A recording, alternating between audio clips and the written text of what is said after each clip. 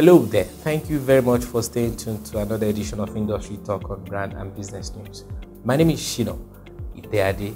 Today we bring you one of the most respected corporate titans in Nigeria and Africa as a whole, a man with over 3 decades of experience in business and executive top-level management in several companies from ELF to Coca-cola, Samsung, Cadbury, L'Oreal. The list seems endless. He's a man of global reputation, well respected when it comes to business executive and leadership coach. He currently runs his personal outfit, Corporate Shepherd, and he's the Chief Executive Officer. Viewers, I bring to you the irrepressible leadership and business coach, Mr. Idorenye Enang, CEO Corporate Shepherd. Thank you very much for having us, sir. Thank you very much, Shina. Pleasure. Thank you. Okay, straight to business. You spent 3 decades of your life building and transforming global brands, Guinness, Coca-cola. How will you describe your experience over these years? Well, first and foremost, I'll tell you that everything anyone does, is largely because he has a gift of life, and health. Without good health and life, you would not be able to achieve that. And this is following the proverbial pattern to thank God for that, the strength and the life to do it. My career actually, is a testimony of sorts, because if I start now to tell you the story of how I started as a management trainee, I got employed as a management trainee at Guinness, Nigeria, and at the time when employment was also a challenge, and every one of us had to grapple for the available seats. So I'll take Guinness as a foundation. Like if I were to use the analogy of a building, Guinness was my foundation. I spent about 7 years in Guinness, and you can liken that to the foundation of a building. The foundation determines how high the building will go. So Guinness was the foundation, and I had a glorious time in Guinness where I honed my skills in research, brand marketing, and brand management, and in marketing as well. My next big stopover was with Coca-cola. I worked for the Coca-cola company. I was with Coca-cola for 11 years. I would liken Coca-cola to the house itself. All the roles I had to take were different rooms, from the dining, from the living room to the bedroom, every part you want of the house, I would say that was my 11-year stint with a Coca-cola company, in varied responsibilities. And that, to a large extent, allowed me to express myself.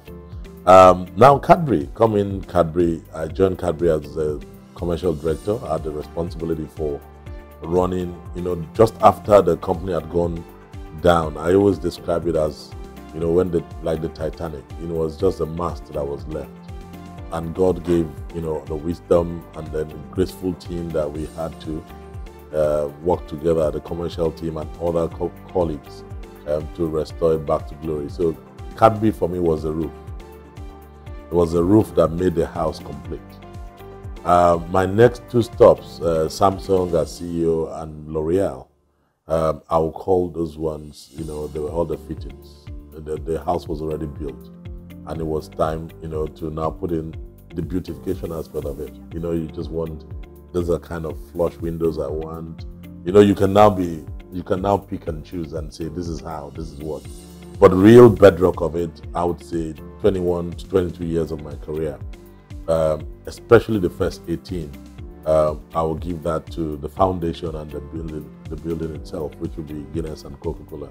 So if I was to take a spread of my almost 3 decades, as you said, that's how I'll structure it, and put them in those compartments. In all these years living in this building, what are your best moments or best parts of the building?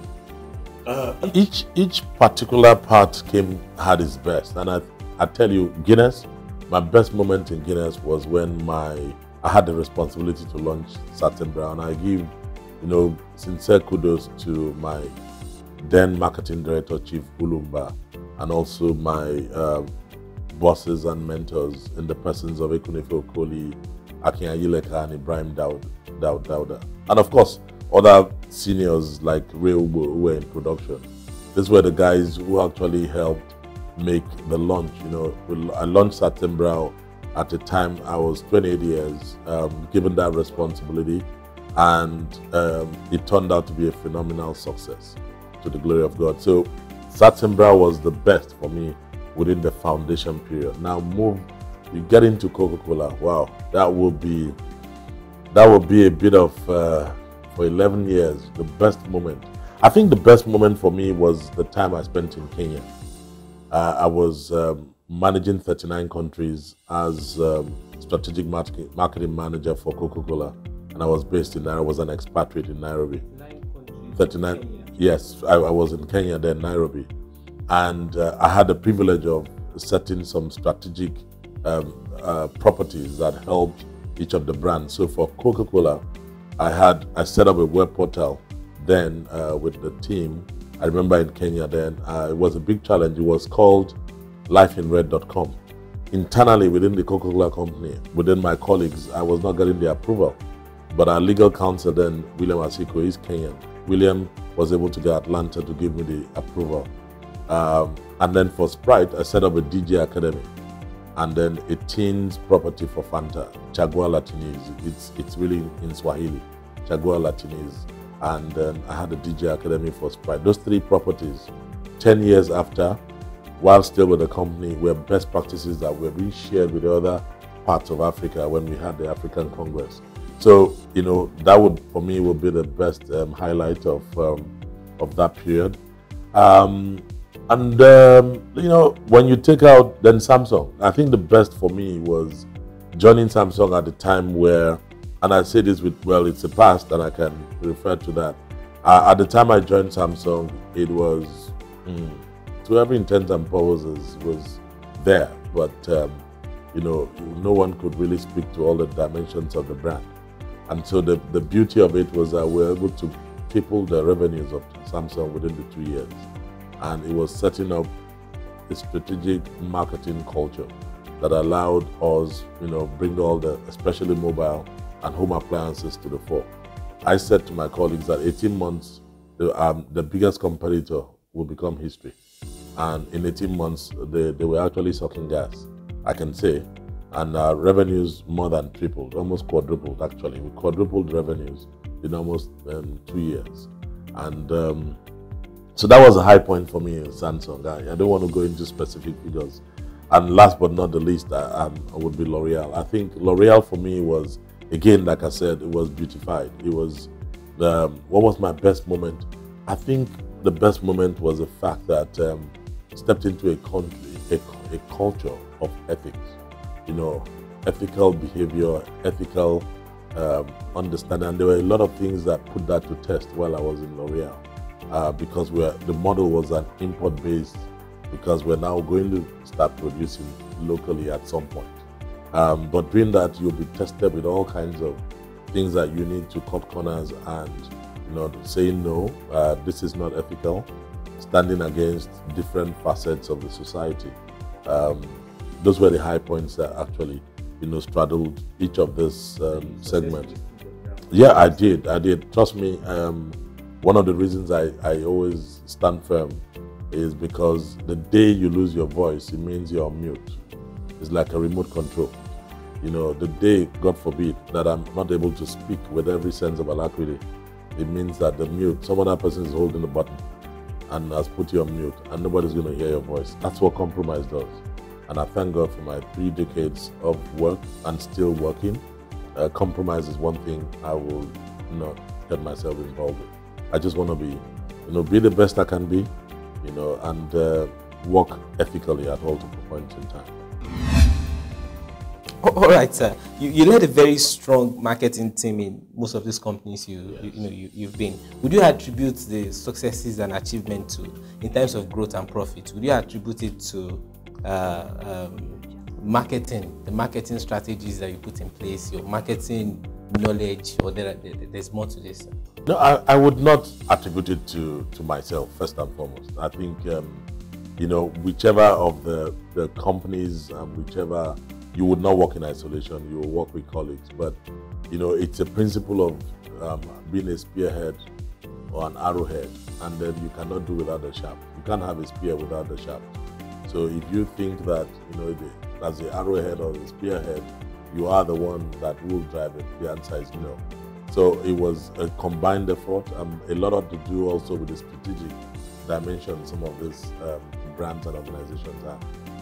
Having said that, there is also the willpower and the knowledge push to make some things happen. I'll give you a classic example. When I joined Cadbury, one of the tough decisions I had to make was to drop certain products and certain marketing. One of them was Cadbury Breakfast Roll. And come January the following year, I took out Cadbury Breakfast Roll because it was a property that had been there forever. He had done what he had done at that time. For me, it was not relevant again, and so I needed to use those resources differently. I'll tell you a second thing we did with Bombita that was very unique. We chose to, you know, Children's Day, rather than having all the parties, no. We did what we call the Walk for Mama. We started concentrating on breast cancer awareness. So we had the children walk for Mama on Children's Day. And after that, they all congregated because Mama was the center of the home. Now, with all of those initiatives, we didn't run no promotion. At the end of the day, trust me, marketing works. And I share every part of the brand got alive again. Same thing with TomTom. And we use TomTom to drive off football as a property, to bring TomTom to the hearts and minds of Nigerians. What did we do? It was marketing, using sponsorship. And let me tell you something, before I joined Cadbury had not taken a price increase on TomTom for 6 years. But the minute I took on the property of being the official candy of the national teams, we activated the property, we stood with the Eagles, we were the Nigerians, we were the Eagles. After that, we took four price increases because we needed the revenue to be able to drive the marketing of the brand. So it was phenomenal. And so I'm giving you a classic example of the difference between having a corporate identity and having someone in the driver's seat who has the vision, the wherewithal, and the willpower. Because in corporate, there's always a challenge. You may have a good idea, but you may not be able to force it through. But you need a political will to stand firm and say, hey, it's either this or nothing. And I think that's one of the things I talked about earlier. You must make sure that it's ethical and above board. So, okay, did it ever occur to you that you would be a business executive coach at this point in your life? I always found pleasure in helping people. You know, I wouldn't laugh at you because you can't spell the word, whatever word it was, but I'll help you, I'll correct you, or course correct you to get it better. So I started off that way. I didn't realize that it was something that was just ingrained in me until I think 2003 was just the time it came to life for me. And that's when God dropped the vision in my heart. And by 2008 into 9, you know, I got that divine revelation to call the corporate shepherds. But before then, my wife and I used to go all the way to Ife. I used to get invitations to go speak to students. I would go on my own. Sometimes when I was in Coca-cola, there'll be lunch hour fellowships. I just want to sit around young ones and say, folks, I think this is what you should do differently. So for you to stand out, hard work must come to play, because only God will be your father. And godfatherism in corporate has been abused, in every facet of our society. There's something that people don't understand between the Godfather and Godson thing. They don't get it. And this is not the time for that discussion, except you want to know more. So, yeah, I know. There's a lot. Oh, come on. They have a lot of that. A lot of people just tag, that's my godfather. I didn't have no godfathers. What I had were mentors. And that's why I mentioned some of their names. You know, like Ekunife Okoli, Chief Ulumba. You know who a mentor is? A mentor is someone that's going to hold your hand, take you on that journey. At some point, will leave you alone. But you know who a godfather is? A godfather is one that depends on the godson. But the godsons don't know. They'll keep handing out stipends to them. So there are a lot of them in corporate. They make the boys feel that I'm the one that will help your promotion. And so in your head, you think a man is helping you get promoted. Whatever takes you to the top is what will keep you there. So if you have been pushed and supported, I wasn't in any way. cajoled by any godfather. I never had one. And no man living today can tell you he made me what I am. I am what I am by the grace of God. And it's been hard work and diligence. But I've had supporting mentors who have helped me on the journey. So, that's why I say to them, you come here, you must bend your head down. You need to think. You need to have a good balance between the head and the heart and your hands. I call it my 3-8 philosophy. The head, the heart, and the hands. You must be 3/3. At the least 2/3, which is judgment, head and the heart. And then your hands. You must be operational. If you're not operational and you can't think, you'll be smoked. And that's what marketing is all about. It's a battle of the mind. So if you're able to get in that space about your consumer, about the ultimate guy that keeps you in business, then your brand's as well. I think that's the greatest thing that helped me in my career. That I started from research, market research. So I based most of the things I do on data, and I build the strategies based on the data, or call it information that I get that I produce as knowledge. Okay, now tell us about Corporate Shepherd. We're here today. What's your mission with this outfit? Corporate Shepherd it's born out. It's a vision that God gave to me many years ago. I talked about the 2003 specifically, and it came to life in 2009 when I registered it as an entity. Essentially, it's really born out of that vision. Was to teach, to guide, and motivate. The Lord said to me in 2003, as I was returning, on a trip from South Africa, in Johannesburg, as we're landing, coming into the Nigerian space, I heard a voice say to me that, son, I want you to mentor a generation and be a bridge that'll be able to take people from one point to the other, and you teach, guide, and motivate them to places of excellence. And I took that all in. I wrote it on a serviette paper in the plane. I came out of that place, and from that time, my whole world changed. But my world changed from doing the things I had to do, whether in the corporate environment, I found myself helping people to build them, support them in their careers without being judgmental, not knowing that I was walking the path of destiny. And come 2008, we went on holiday with my family to Texas, to Houston and Austin, Texas. I went to see an abro of mine, Ibuku, Okedeji, in Dallas. And we attended Porter's house.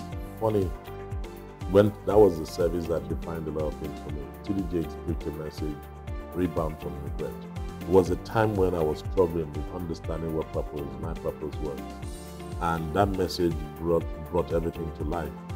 Upon my return to Nigeria 2 weeks after, my father and mentor in the Lord, Pastor Tunde Bakre, had a message, Imprisonment of Joseph. And, it was really a frontline message validating everything I'd heard from TD Jakes. It was at that point I knew this was destiny calling. Because 2 years ago, I had to go painfully to my boss and my principals in Paris, L'Oreal, to tell them I wanted to leave the company. And my boss looked at me and said, what are you going to do? I said, Corporate Shepherds. He said, that's not going to, are you sure that's going to put food on your table, ID? Jeff, I remember. It sounds just like 2 years ago. And I said to him, you know what? I know that's a call of destiny, and I'm willing to go for it. And that's why I'm here today. I'm thankful to God. But I must say one thing, that the totality of that house, remember I talked about the analogy of the house. That's why you can come in here, regardless of the situation you may be going through.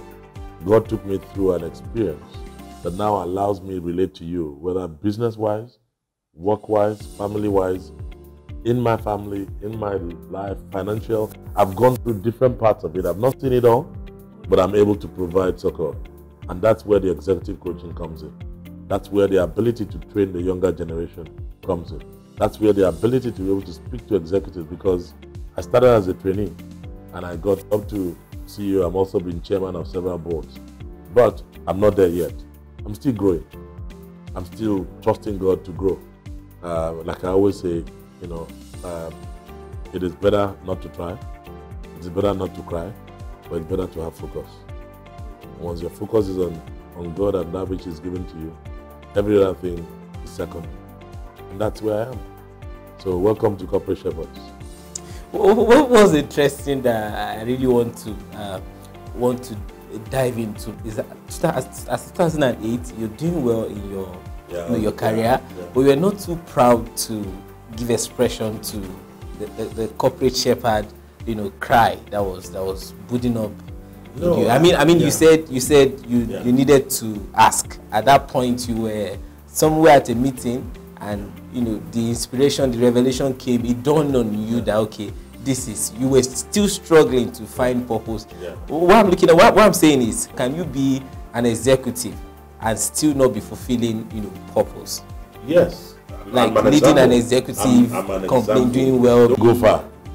I'm an example. And at that point in time, one person that I will give God glory for is having the person of Pastor Bakari in my life and being around me. God placed me, made me, join the Lateran Assembly. I've been in Lateran since 1992. And here I was, in 2008, I was commercial director in Cadbury. 2 years prior, I probably had about 6 different offers. The year before, I had 6 different offers, including Cadbury, that role, sitting before me. And if you do not have such mentors and fathers in faith that will be able to actualize, and, it's almost like Samuel and Eli, in a way. It's like Elijah and Elisha, someone that can point you to the direction and saying, I'm hearing the sound of abundance of rain, and then asking you to press it. And that's what I just went to Pastor Bakari, and he gave me, today I use it now to teach folks like you, the 3 F's and the 3 M's. Faith, family, finances, money, marriage, and ministry. That was the assignment he gave to me, and said, go and prioritize to me. I never returned to him because I knew what the answer was. God blessed me with a great job, with a great family, with a great ministry. And I was well paid, but I was not a happy man. Even when I was CEO, I was the most, and I say this with every sense of humility and responsibility and glory to God, I was the most senior black man in L'Oreal. That's how placed I was. But I was not happy or fulfilled. Not because of the company, but there was a call of destiny that I was ignoring. The day, September 17th, that I flew to Paris, and I had a sit-down with my boss like I'm having with you, and I walked out of that room, and I called my wife. The next person I called and sent a message to was Pastor Bakari, that I'm done. Everything about happiness, fulfillment came back. Felt like a big log was over, and from that day till now, I've not looked back. Why? Because there's this treasure in earthen vessels.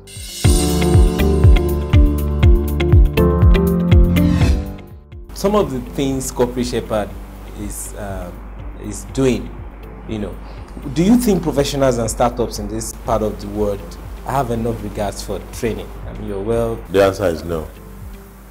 Why do I say that? Just yesterday, I had a privilege of speaking to some executives of one of the top international banks in the country. And what I said to them was, people is what a lot of corporate organizations put there as assets, but they don't develop them. And do not blame the corporates, because individuals themselves do not believe that they need to train themselves and build themselves. So if you look at our environment, we are okay with standards of mediocrity, but we don't ever see the picture of excellence. So a man does not see the need to be trained. Listen to some radio stations and the quality of OAPs and how they are reading the news. Very different from what the days we had RN2 and the days we had NTA. Look at the quality of presenters then and now. I know you might think I'm old school. Yes, I'm old school. But those guys went through proper grooming and training. What's your take on the marketing trend, current trend we have in the marketing ecosystem as it were? The once upon a time strategies are becoming obsolete. I don't think so. Marketing strategies and principles are principles.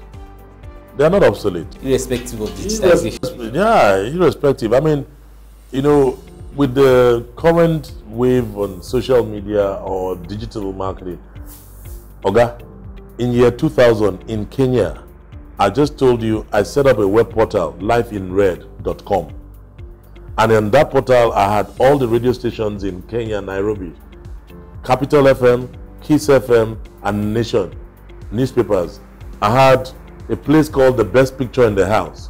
If you took a shot and sent it through to the system, a shot of yourself and your family having a drink of Coca-cola, we'll look at the best picture in the house, and everyone that comes to the website will pick yours and you'll be the photo or the billboard for the month for Coca-Cola. That was in 2000. What do you call that? That's digital marketing. That was how many years ago? 17 years ago. And then you would ask me, so what happened then? What is now? What's the difference? The only difference is that at that point in time, many people did not understand it. And so WW, World Wide Web, was just being, it was a trend. But it was there. The internet didn't just spring up yesterday. But the more you get into it, the better. So the principles are principles. Number one, you need a demographic. Number two, you need to understand their psychographics. Number three, you need to connect with your consumer. Is that different from now? Marketing principles are principles. What can change will be the strategy, and it is a how. That I went to the market this way does not mean that this I have to go this way. You can go this way, traditional, but you can also go this. It's a world of options. But in each of those options, there must be opportunities and a value at stake. Depending on your strategic objective, you then pick the least option that gives you the best value. Now, the least option meaning here that you expend less resources to optimize the value. And that's why we're in business, to make profit. It's a capitalist enclave. We're not NGOs. So you don't go pick an option that is very expensive. Yeah, of course, you can be very expensive option, and the pricing has to be expensive or high. It means you're talking to the upper echelon of the society. It can also be a strategy. Nobody's going to fault you.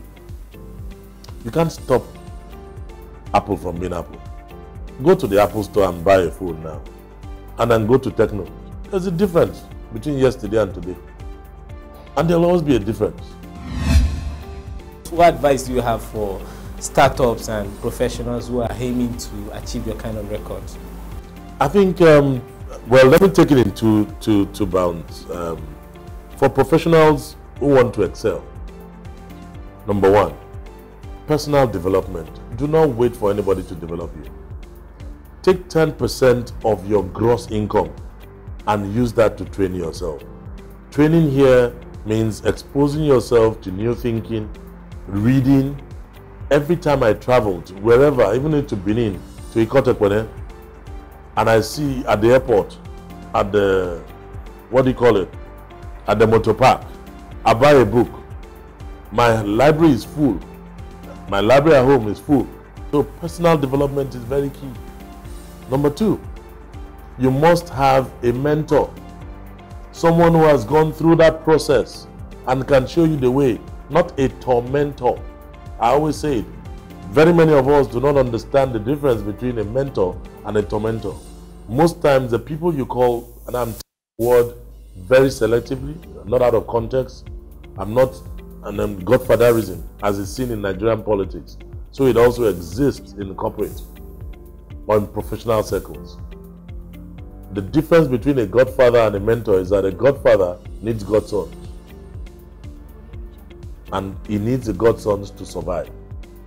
Without the godsons, if all these youths are channeling their energies and they decide today that they want to follow these old politicians, they will become extinct overnight.